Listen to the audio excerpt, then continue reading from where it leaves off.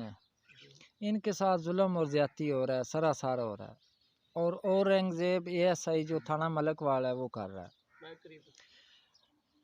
اور زمین واقعی ان کی ہے جو ان کے نام رجسٹر ہے گورنمنٹ کے پیپروں میں، تو AC کا فیصلہ ان کے حق میں ہے، DC کا ان کے حق میں ہے، پہلے پولیس وہ کون سا بٹ ASI اس نے لکھا ہے، ابھی یہ جو اورنگزیب ASI تھانہ ملک والا ہے یہ زیادتی اور ظلم کر رہا ہے، یہ دوسرے فریق پارٹی کے ساتھ مل کے ان کے ساتھ ملی بھگت کر رہا ہے۔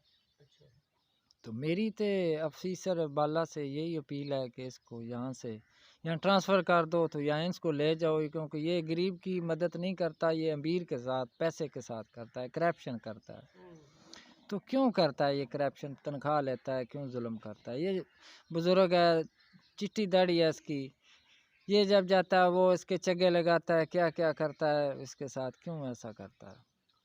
یعنی بد اخلاقی سے پیش بد اخلاقی، بد ڈسپلن، بد اخلاقی اس کے ساتھ نہیں، ہر بندے کے ساتھ اس کا رویہ یہ ہے، بالکل سراسر ہر بندے کے ساتھ اس کا رویہ ہے کہ وہ ظلم اور زیادتی کرتا ہے۔ میری حکام بالا سے یہ ہے، DPO صاحب، DIG، RPO صاحب، ان سے یہی اپیل ہے کہ اس کو یہاں سے ملک وال سے یہاں ٹرانسفر کر دو، یا اس کو یہاں سے لے جاؤ، ہم بالکل کانوں تاک ہو گئے ہیں۔ بابا جی کیا نام ہے آپ کا؟ غلام حیدر۔ ریٹ نیوز دفتر کیوں آئے آپ؟ سر میں آیا یہ سنیا دفتر غریب بندے دی مدد کرتے ہیں نا، ریوری نہ والے۔ مسئلہ کیا آپ کا؟ مسئلہ جی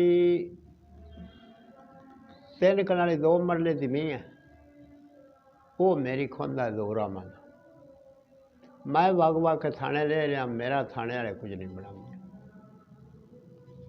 وہ بندہ پیسے والا، میں غریب بندہ ہوں، پیسے دے لینا،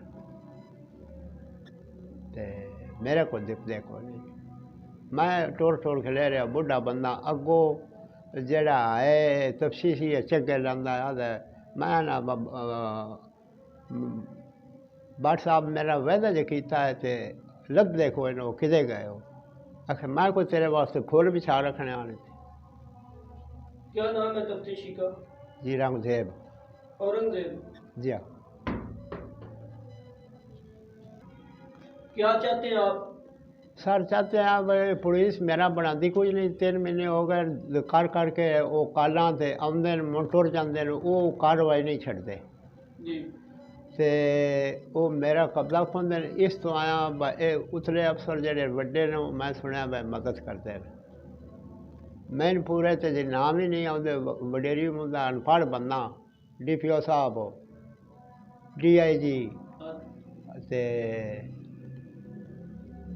اس واسطے میں میری گزارش ہوئی جائے جی میں غریب بندہ، میں تے ملازمہ دے نام ہی نہیں آتے۔ کون کون تنگ کرتے ہیں آپ کو؟ سر ظہور احمد، وہ ایک دا بیٹا ہے طیب ناز، اشرف ایک ہرگنا دا مگرو ساڈا ہے وہ دوتروان، ایک دا بھائی ہے سلطان، ایک دا بچہ ہے حسن ناس، ایک مہدی ہے بخشوانے اسی سجنے موندے دا پتر ہے، ایک کو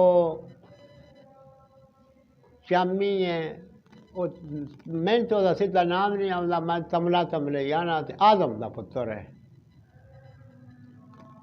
باقی ایک کو بکھڑا ہے چھوڑ غلام رسولے دا، عارف دے نام ہے، ایک کو 8-9 بندے اور بھی آسے پاسے وہ رکھ دینا، میں انہوں دے نام نہیں جانتا۔ کیسے تنگ کرتے ہیں آپ کو؟ سارا وہ بندوقاں لے کے آ جاندے، ڈراندے نے، میری دھمکیاں دیندے، تنگ کردے۔